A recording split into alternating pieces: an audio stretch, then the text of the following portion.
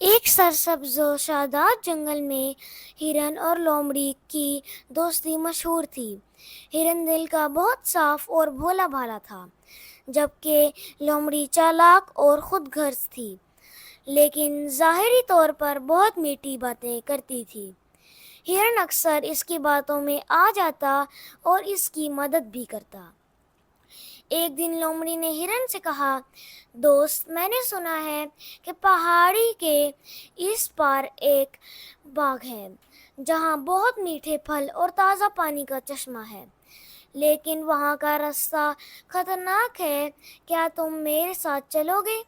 ہرن نے کہا، اگر تم کہہ رہی ہو تو ضرور کچھ اچھا ہی ہوگا، میں تمہارے ساتھ چلنے کو تیار ہوں۔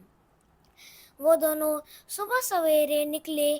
راستے میں ایک سنسان وادی آئی جہاں شکاری کا جال لگا کر گیا تھا۔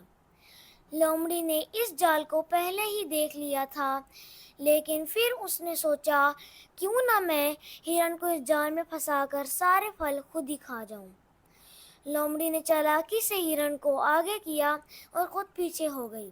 جیسے ہی ہرن جال کے قریب پہنچا، اس کا پاؤں جال میں پھنس گیا۔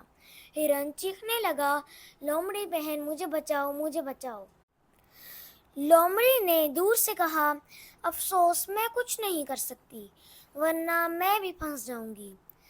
تم نے خود ہی آگے چلنے کا کہا تھا۔ اور یہ کہہ کر وہ پھلوں کی طرف بھاگ گئی۔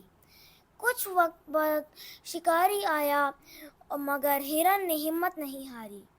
اس نے زور لگا کر جال سے نکلنے کی کوشش کی، یہاں تک کہ اس نے رسی کا ایک حصہ چیر دیا اور آخرکار بچ نکلا۔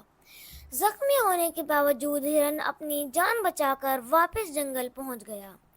اب ہرن کو اندازہ ہو گیا کہ دکھاوے کی دوستی اور اصل نیت میں بہت فرق ہوتا ہے۔ اس نے دوبارہ کبھی لومڑی پر اعتماد نہ کیا اور دوسرے کو بھی اس کی چالاکی سے خبر دی۔